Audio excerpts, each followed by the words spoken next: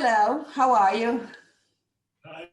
Hi, fine. Nice to say you hello from here, from Valencia. We will like to be there, but okay, this is the times that we are living. So it's nice anyway to be here, and we have another ways to be in touch. So you are both sitting in Valencia, and that is a little bit special because your film is not playing in Spain. So how did you first come to Iceland? Yeah, we went there like tourists. You know, we are living in Valencia, in the Mediterranean Sea, in Mediterranean coast, a very touristic place. But like always, we are always looking for the different things, these exotic things, like travelers, like tourists. We are always looking for something different, special, something that looks real or exciting for us. I think it happens for everybody. So the exciting thing for us is the cold weather, the north countries. We really love northern countries. And we went to Iceland 12 years ago when Iceland, it was a very, our feeling, it's our feeling. A very wild country, a country where you feel that something is growing. It's like the earth is in this first stage of life. And after, 3 years ago, we went back. First, Pepe went back with his family, like a tourist. And then they discovered that the country has changed a lot. More tourists arrives, more tourists in the ring road, this ring road that you can drive all around the island, and then trying to escape a little bit from this main touristic route, because this is something that is common for all the tourists. We are tourists, but we want to escape for the other tourists. This is something that is in our behavior. And then they discovered this small cafe at Grindavik. And and Pepe, when he came back from this trip, he said to me, okay, we have been in a cafe that we have not talked too much to anybody, but I have felt something strong there. There is an atmosphere and the people, that something happens. Then it was in Easter, then next summer I went to Iceland. And then I started to talk to the people, to know the owners, I knew our co-producer from Iceland, and we went together there. And then at the beginning, we was just fascinated about this place that we felt like real. And it's a real place. It's a fisherman's place. And like a tourist, you have this feeling that, okay, I'm not in a touristic place. I'm in a real place. That is something that we always expect like a tourist. And then at the beginning, we thought, okay, but the story could be nice because the last Icelandic boxer is one of the guys who goes there, the translator to the Don Quixote de la Mancha was there, from Spanish to Icelandic. All the characters itself, they were all very interesting, and all together they were like a small community. The place has like a kind of soul. And then when we asked them to make this film just about that, this in our mind real place in Iceland, then they say us, okay, but I don't know if it will be possible because some companies want to buy the place to build a hotel. So this place will disappear. And then we understood that it was the film because we arrived there like a tourist. And then the tourism itself, it was maybe the end of the place that we are fascinated about. So then we started to film that in this way. Okay, let's do it. Let's keep as much as possible of this real thing. And let's explain also our own story like a tourist and our story like a tourist that we are traveling. We are in this moment in the world, not now because the COVID, but in this moment that in the Western countries, it's maybe the most easy moment in the human history to travel. It's cheaper, it's easy, and many people we are traveling, and it has an effect. It has an effect of the world. So it's not against tourists because, for example, we are in Valencia and we are a touristic country. It's not against tourists. It's about to think a little bit about the effects of our trips like tourists. When we go back from our holidays, maybe we have to think a little bit what happens in this place, because our small steps in that cafe, it was the reason for maybe they disappear. So this is how we arrive, and it had a very strong connection with us, because what was happening in this cafe, it happens in our city in the 60s. in Spain in the 60s, but it's happening also in the big cities like maybe Paris, maybe London. It's happening in Croatia. So this thing that we can watch it very easily in this small cafe, it remembers that it's something that is happening in many places. But it's not only a film about that, it's a film about men, I think, and not about women. There are no real women in. So perhaps you have to come from Spain just to forget everything about women. I don't know. So why it's only about men? This is very interesting because between the elements of this fascination about Iceland, what is Iceland for us? It's a small country where they have, in the last economical crisis, they couldn't change everything, and in a few months they could recover everything, and they have this nature, and they are this country that they write more books per capita than somewhere in worldwide, and they read a lot, and they have a lot of singers, and they have the rating of equality between men and women's. They're the most. The equality is the best in the world. This was an element of why this country is exciting. And this is what are you looking for. But when you arrive at this local place, this small bar, you discover, and we were fighting against that. We were fighting because we wanted to have the women on the film. And we asked them, you have to be there, the owner's wives, because they have a rule. But in the society, we finally, after 3 years filming with them, we had to accept that, yeah, sometimes the problem is deeper than we know from the statistics and what we say. The problem of it's bigger, and it was real in these local places, fishermen's places. Yeah, so yes, society has not.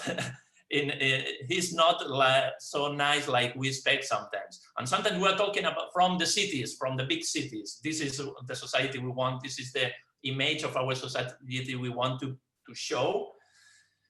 Yeah, but after fighting with them, with that, we had to accept that, okay, we are trying to show it like we expect, like the statistics says, like the government says. But to be honest, we couldn't, because the reality is still a male society. And then we have, it was interesting that also, because sometimes we are pushing and we are trying to make more equality in the society and to give the women the rights that you deserve and you should have.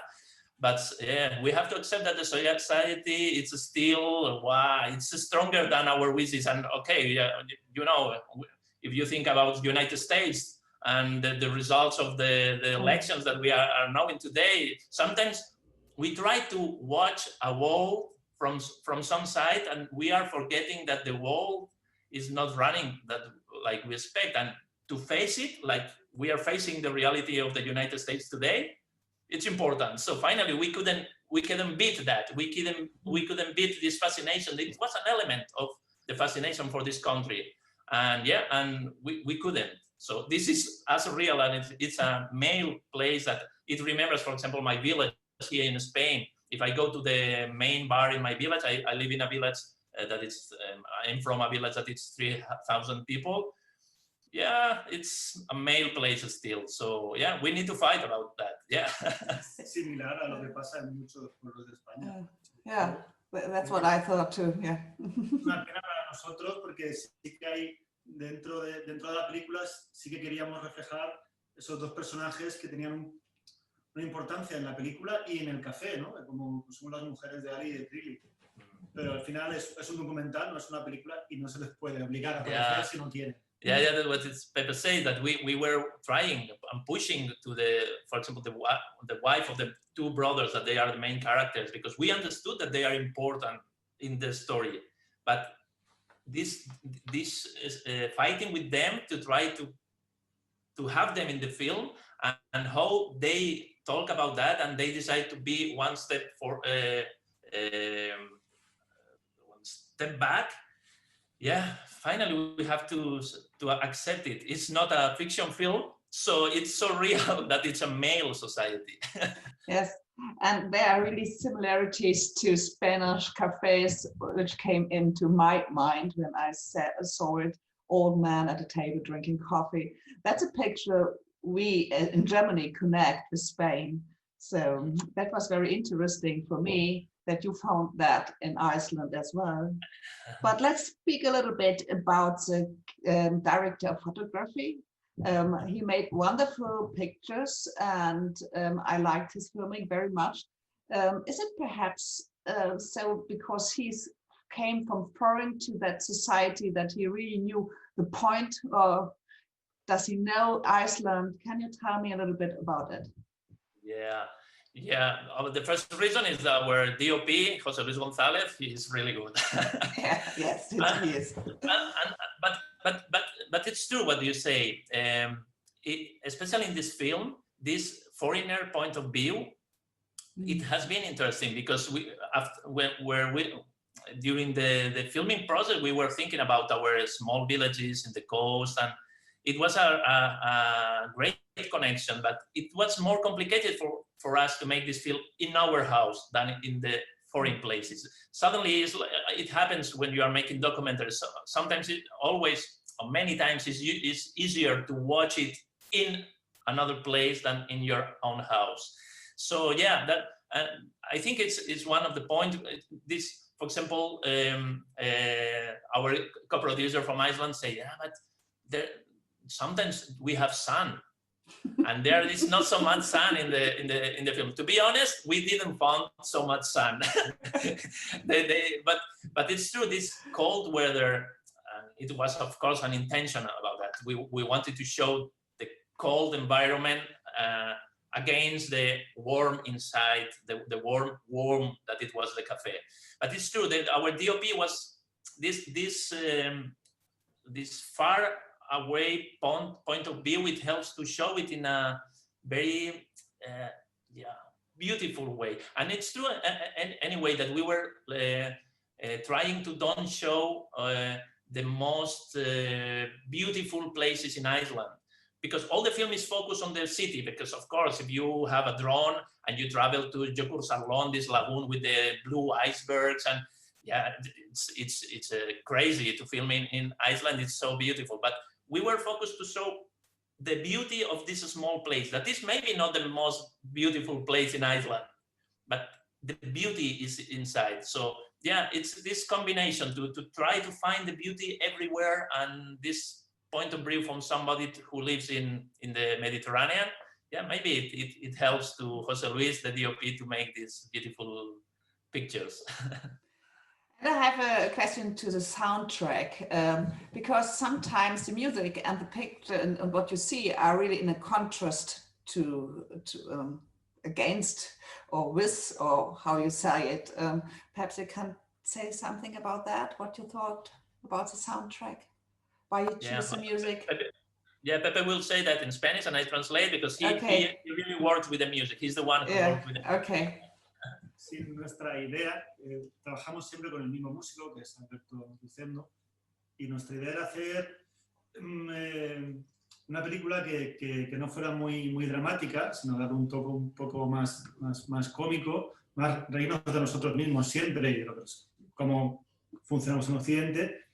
Y tomamos como ejemplo los westerns americanos, bueno, los spaghetti westerns, ¿no? Era por el paisaje, la poca densidad de población, y enseguida pensamos en películas italianas de los 70, de ahí la tarantela que saca Alberto, en contraposición con los turistas, ¿no? Que vienen siempre con esa música clásica de bar y que entra de una manera más como una máquina, ¿no? que siempre está ahí, que estamos funcionando y que pasamos por encima de todo, en contraposición de esta música más local, de pueblo tranquilo, donde hay una rutina que se repite, ¿no?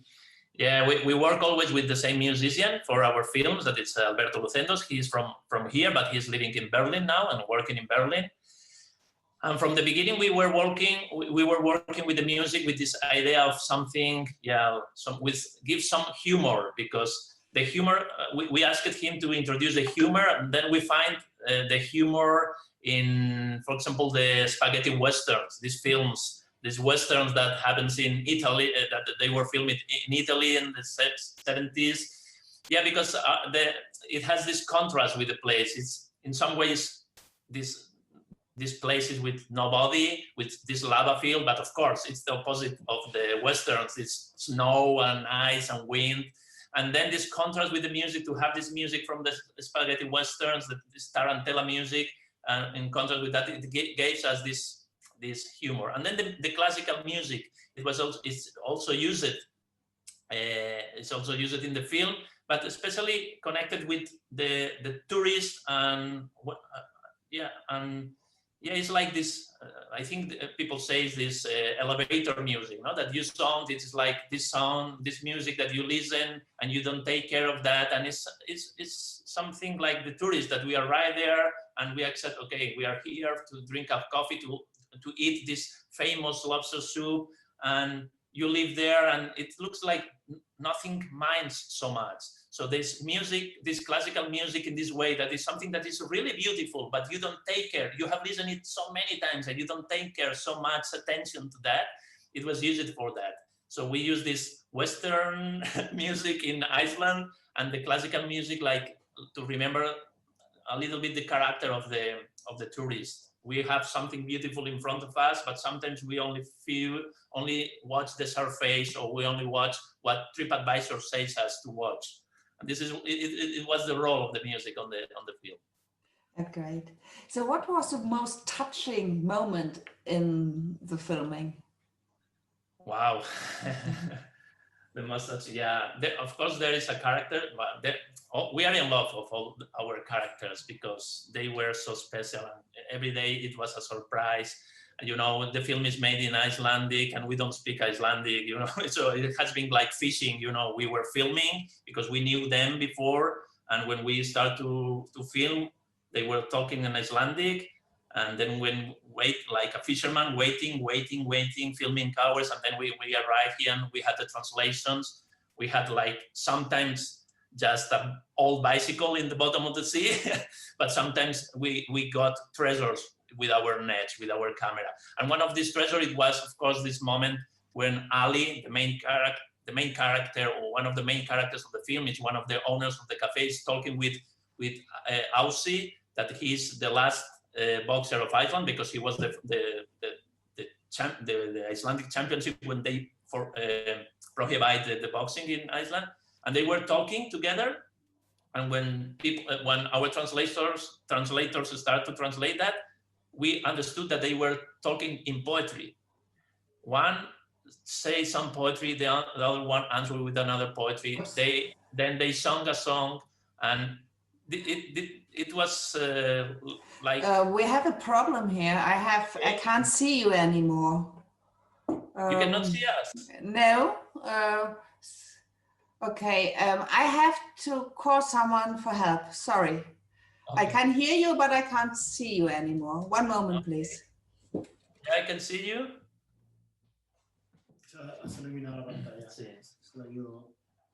Hallo? Hört mich jemand? Das ist Apfel, irgendwie kann ich sie nicht mehr sehen. Hallo Maria. Hi. Die Technik spinnt.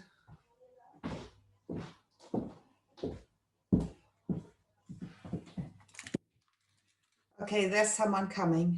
Okay. Still in? Yeah, so because I don't know if because my camera is now. Can you see me still? Yeah, we can see you, and in our screen it looks we can see that it's still recording. So. Oh, that's funny because I can't see that it's recording anymore. So they see us. They know we're still recording, but I can't see anything. Yeah, we can see you. Oh, yeah, that's great again. And it's still recording. Everything is fine. So you have to cut that out. Okay, so you want to repeat the question. I don't know where we were. What was the question? Okay. Oh, yes, it's the most touching moment. But you have you can just follow on because you were somewhere about it. You heard Yeah, perhaps one question in between. You really went there without knowing Icelandic. You don't speak it. Okay. And you had no translator, is that right? Did I get it right? And so you went on filming and you don't really know what you got? Is that right? That's right, that's right. We don't know Icelandic. But we could speak English with the guys, and we spent a long time with them, knowing each other, getting friends, understanding them.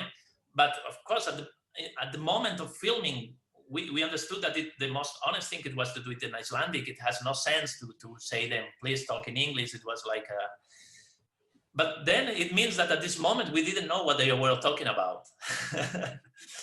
And yeah, it was, I always say it's a fisherman's story. And yeah, we felt like fishing, you know, you threw the nets to the sea and you wait and you don't know what is happening on the bottom of the sea. And when you get the nets again, sometimes you get some old bicycle or some rubbish, but sometimes you get big treasures.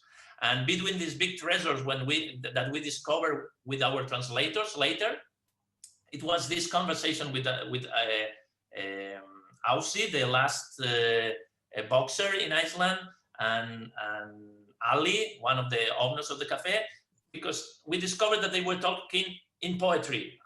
One of them says some poetry, the other one ends with another poem, then they sing a song, and it was a so sweet conversation with some humor and some deep things and some nostalgia and everything. And it was interesting because 1 or 2 years later of this conversation, Aussie started to have Alzheimer. And then the story of the film is also about the memory, about to keep the memory of this place that is gonna disappear alive. So in our last trip, our surprise, it was in our last trip for filming, our surprise, it was that Aussie was in a hospital with Alzheimer. And then, this moment, it was shocking because you are in love of these guys. And then it happens a conversation again between Ali and Aussie that for us is like the point of all the film. It's about we have to keep and work together like a community to rescue the memory of the places, because it's something more important that we know, like a tourist, for example, that we go and we forget the places.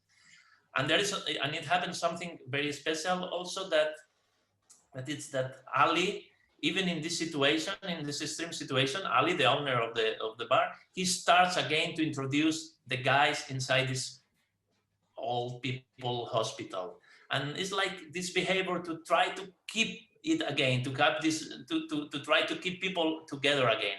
So for us, it's the most touching moment for us. And of course, everyone, it's nice. And for example, Herman, the guy with the shotgun that you will see in the film, or you have seen in the film, this businessman with a big heart, but with money in his head. This contradiction, it's so strange, and all them have something very nice for us. Sí, pero Aussie es importante por cómo lo muestras al espectador, que es consciente de que la pérdida de este lugar, que desaparece un bar y ahora va a haber un Starbucks o va a haber un Zara, acaba con el alma colectiva del pueblo y con la memoria que la gente comparte, vive, recuerda, y eso se va perdiendo como la memoria de Aussie y como todos estos lugares que van desapareciendo y sí que tienen un daño comunitario, digamos. Yeah. Pepe says that this individual loss of memory, or this individual loss of the story, it has it hurts all the community, because if you lose a piece, the pain is for everybody. And what happens with this place that keep all together is that when it changes, it's difficult to keep this relationship, and there is no places. And in the film you know that finally it's difficult to keep them together, and when they are separate, the memory cannot be preserved, because each one helps the other ones. Each one to talk because it's a film about talking. People is talking. Icelandic character is about talking, explain stories from the sagas from nowadays. This is something that it was very beautiful for us to discover and talk about it, and to have this night every month to talk about the people that is dead. It means is the way to keep them alive, because if you don't talk about them, and if you don't talk, you don't say that stories to the other ones, they really disappear. So the way to keep the soul of the place, the community, is talking, and this act of talking is very important in the film. Yes, and it's great because the documentary in that way belongs to the remembering of the place. This will stay, I think, for a long time in the mind of the community. You have been there, and the film, have they seen it already? Did you? Yeah, all of them. Did they all come, and where did you show it? Because the cafe is not there anymore, so you have to go somewhere else, I think. Yeah, the film was after the premiere in San Sebastian Film Festival. Just a few days before, we were in Reykjavik Film Festival, and for us it was the natural step to go there to share with them the film. Because, yeah, of course, for us, like always in the documentary, is a little bit scaring, because you have been enjoying their lives. They have to give you this big gift that is to allow you for 3 years to be there eating their soup and listening their stories. But they never know exactly what are you doing with that. Of course, you explain that we are working in this way, but I kind of understand that sometimes it's like crazy. Okay, what will happen? So it's a little bit scary, because you want to be very honest with them the whole time, and you want to do something good for that story, especially in that story that we really felt that we were keeping the memory of this place that it was going to disappear. So this moment, it was very exciting, and they came to watch the film. And yeah, and it was amazing. The feeling, it was amazing, because they say, to be honest, we never understood what you were doing and why you were so obsessed with filming us, our conversations and everything. And yeah, but they understood that we were giving a special value for something that for them it was their normal life. And then I think it's important, because we really believe that in normal life there are always treasures, like these treasures that we found. But sometimes it's important for a community, for somebody, for the people, for the young people, for everybody, to give the value at what you are, at what you represent.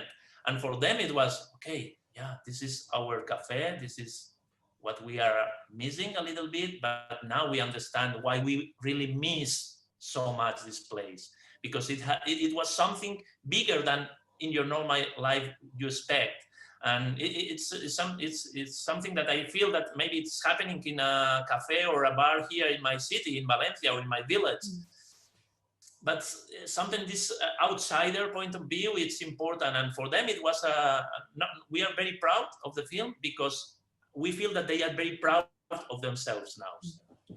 This is something that it was our feeling, that it was like, wow, yeah, okay, good.